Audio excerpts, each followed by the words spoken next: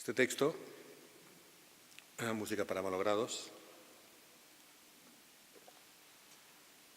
lo leí este verano en Brasil, en el Festival de Paraty. Vamos a incorporar el humor, si quieren. Me tocó sustituir a un premio Nobel, al premio Nobel francés, a Leclésio, que había vendido todas las entradas, 3.000 entradas, en un espacio como este, pero aumentadísimo. Y se anunció que no hablaba el premio Nobel, sino que había un sustituto.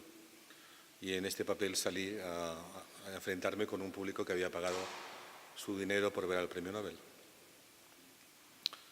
Y leí este texto que fue entendido por la prensa brasileña como un texto contra el festival, contra la visión, contra la idea de espectáculo del festival. De hecho, tuve mucho éxito porque de las 3.000 personas se fueron 40. Las 40 desfilaron, pero la noticia decía 40 espectadores abandonaron la sala en el discurso radical contra el espectáculo. Bueno, me sentí, por un lado, satisfecho y por el otro me consideré como muy burro, muy tonto de haber leído este texto, porque pensé, ¿por qué tengo que complicarme tanto la vida? Debe ser que soy un escritor europeo. Entonces, por la noche yo veía en mi hotel a los escritores norteamericanos e ingleses. Veía a Martin Amis, veía a Ian McEwan, veía a Jonathan Franzen, todos felices, todos tan contentos. Es decir, no tenía ningún problema. Mientras que yo parecía querer complicarme la vida con problemas quizás trasnochados sobre el estado de las cosas en la literatura. De modo que, añadiendo que no sé inglés, vivía aislado viendo pasar felices a todos los escritores anglosajones. Después decidí que nunca más intervendría de esta forma en un espacio como el de Paraty y que ya era hora de que me dedicara a narrar, a contar historias como hacen todos los escritores ingleses y americanos y no me planteara tantos problemas. Y se lo expliqué a un periodista brasileño que me dijo que son felices los escritores americanos, ingleses. No creas, hoy esta mañana he hablado con Ian McEwan y me ha dicho que él era más feliz cuando no lo conocía nadie, cuando no hacía intervenciones en público, cuando escribía antes de publicar el primer libro. Entonces quedé algo más tranquilo dentro de todo, sabiendo que mi pena era compartida de esta forma indirecta en este sentido. También hace muy poco, ocupándome del caso de Roberto Bolaño, del que se cumplirán 10 años el próximo mes de marzo, el próximo año de su muerte, y un texto que he escrito para el catálogo de la exposición que se hará en Barcelona, me decidí a rememorar un poco al Bolaño que no conocí, al Bolaño anterior a su fama, porque yo conocí a Roberto Bolaño justo exacto en el año 96, justo en el momento en que le acababan de publicar Estrella Distante y era el primer libro que iba a tener cierta repercusión en su carrera. Justo en esas fechas, es decir, que conocía al Bolaño que ya no era el Bolaño que había estado años sin ser conocido y trabajando en la soledad de este pueblo Blanes al lado de Barcelona. De modo que me ocupé en un artículo, un texto que he escrito que se llama Los escritores de antes, que está relacionado con esto que he leído ahora, sobre los años, digamos, del silencio mediático de Bolaño, pero que fueron para mí, sin duda, unos años muy beneficiosos para él, en el sentido de que a pesar de que se suele decir que estaba muy fastidiado porque no le hacían el menor caso como escritor, también a mí me parece que eran años que debieron ser muy productivos a la hora de tener tiempo para la lectura, para la escritura, para desarrollar la obra en silencio, al modo de aquel poema juvenil de Vladimir Nabokov, donde cuenta que está mirando al techo, tendido en una cama, jamás ha escrito ningún poema, ni ha escrito nada todavía, pero que percibe su futura gloria cuando escriba. Es un poema genial, maravilloso, en el que se muestra segurísimo de alcanzar esa gloria, pero la gloria está precisamente en no haberlo escrito, porque cuando uno no lo ha escrito todavía puede imaginar una gloria superior a la que después puede llegar. Sigamos un poco en tono tirando a humorístico para desdramatizar.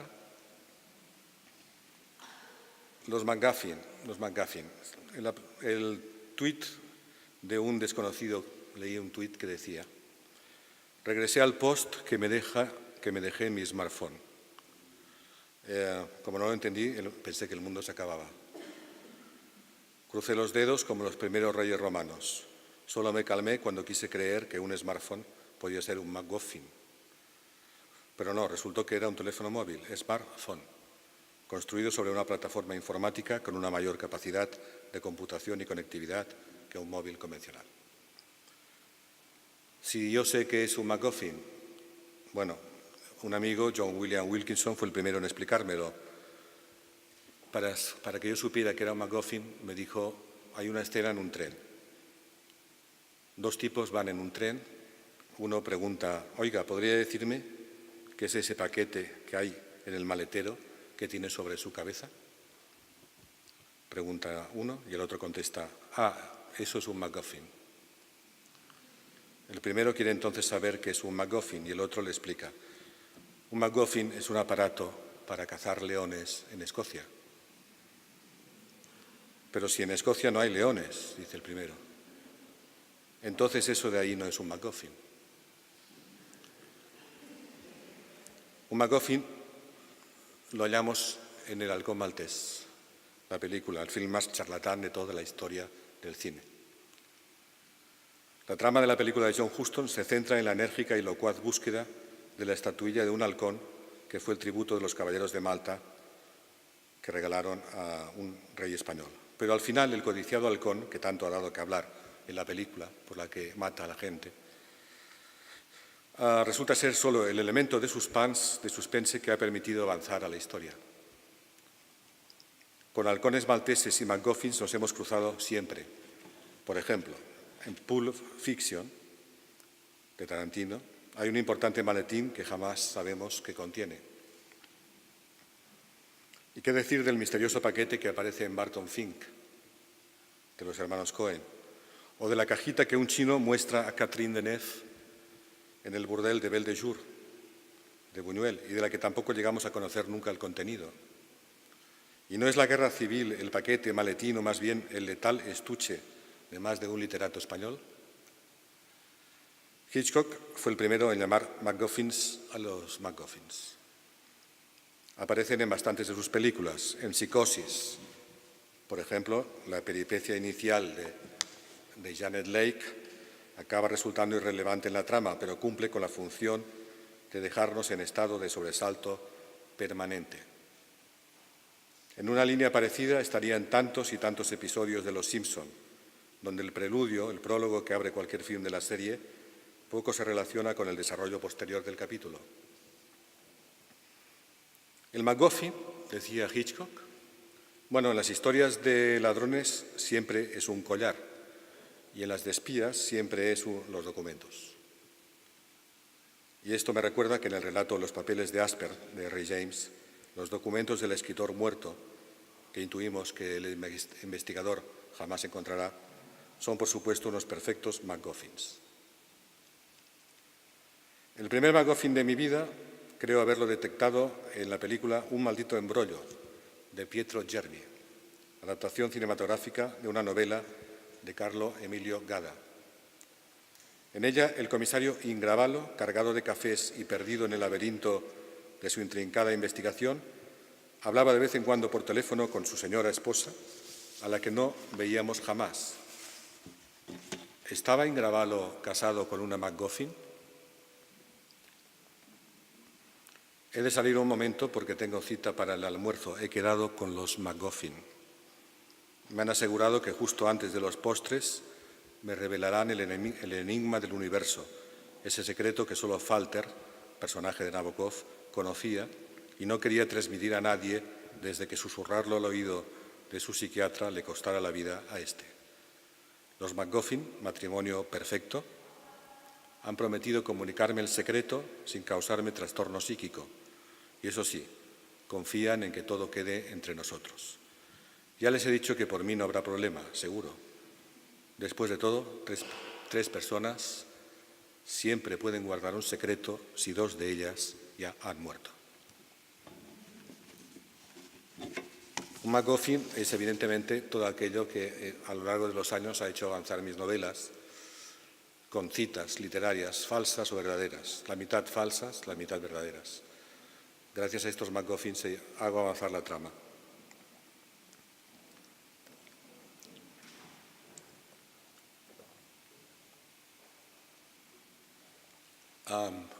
Pasamos al amor, antes de que se vayan los 40. Del amor.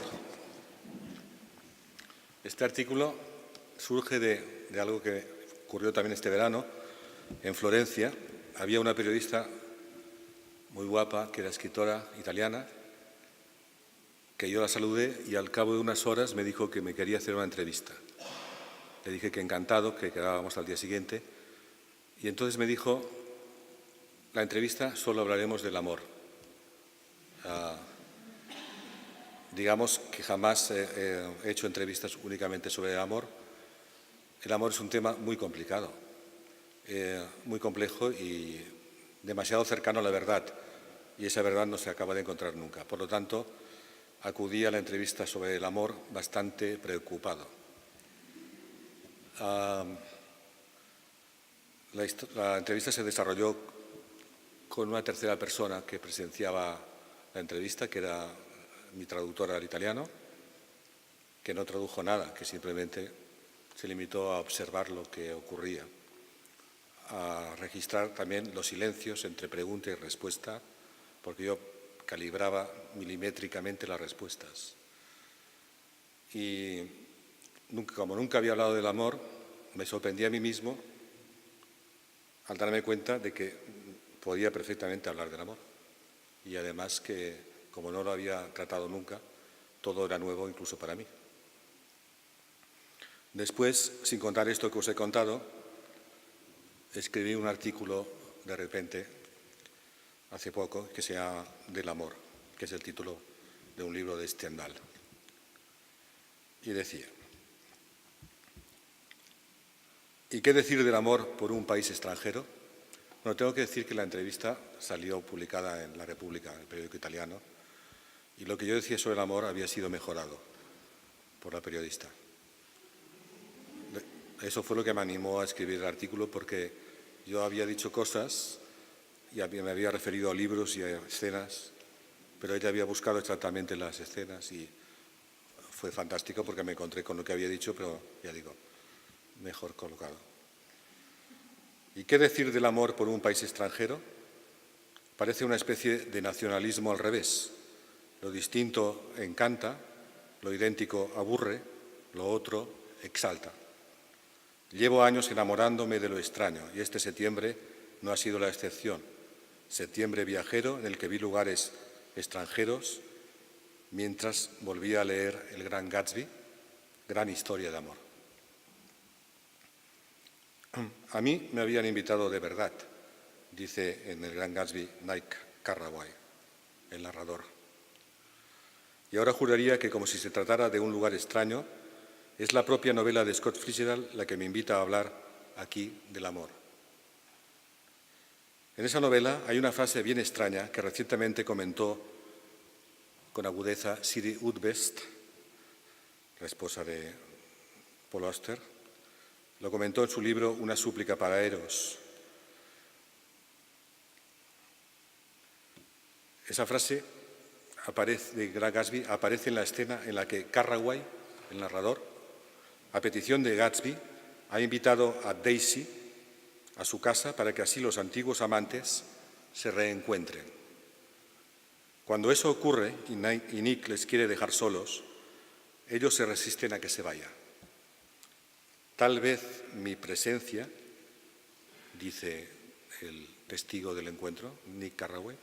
Tal vez mi presencia les hacía sentirse más satisfactoriamente solos, escribe Nick Carraway.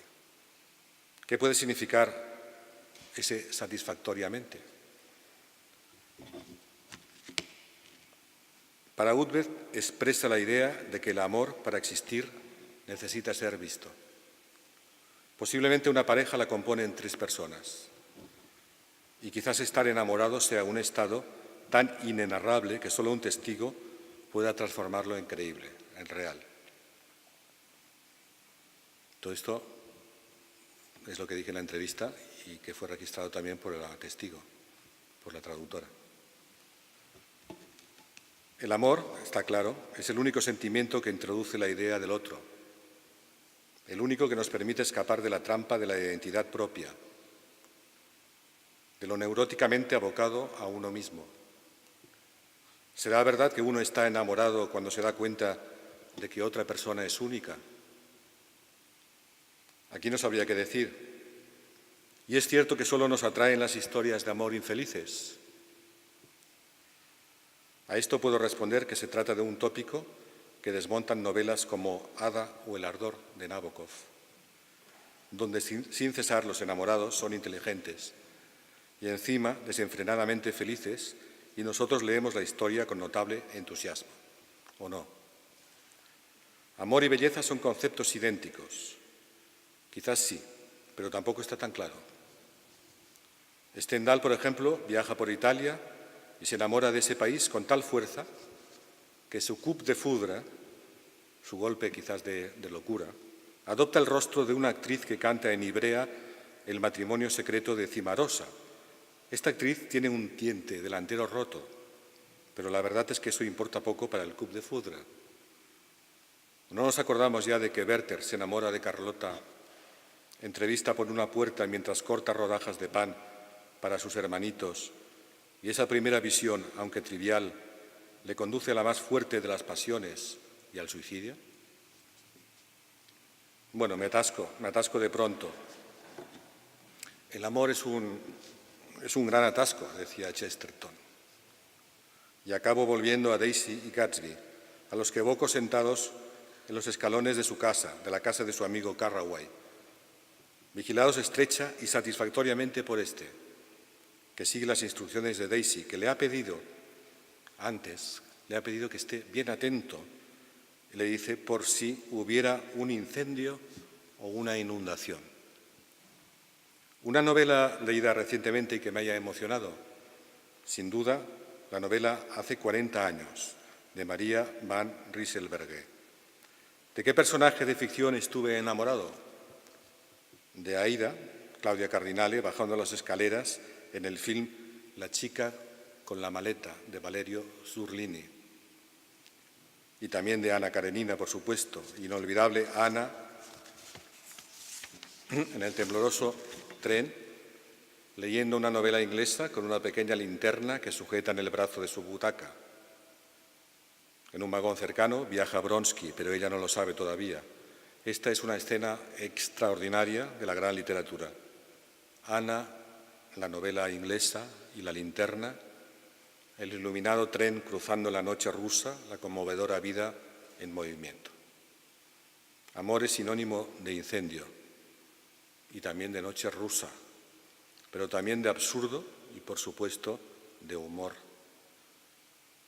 Juan Marcet recordaba el otro día una réplica en la película La pasión de los fuertes, de John Ford, con Henry Fonda en este diálogo. ¿Y tú, Mac, nunca has estado enamorado? No, dice Mac. No, yo he sido camarero toda mi vida.